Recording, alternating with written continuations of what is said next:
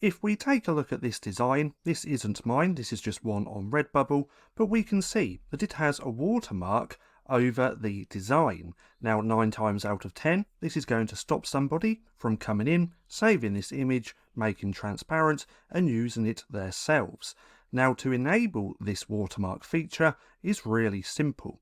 What we want to do is come over to our Redbubble dashboard, come over here to the left hand side where it says protect your work. Then if we click on there, we can then place our tiled watermark across all images.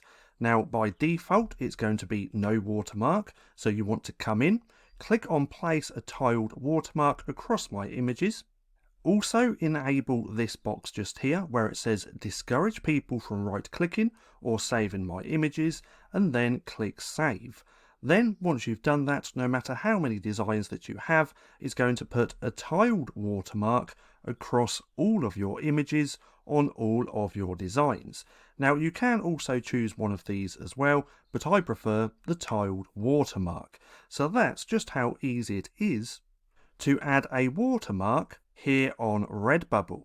Now if you found this video helpful at all, then please consider giving me a like, as it really helps out the channel, and if you're not too sure what to watch next, click right here and watch this playlist.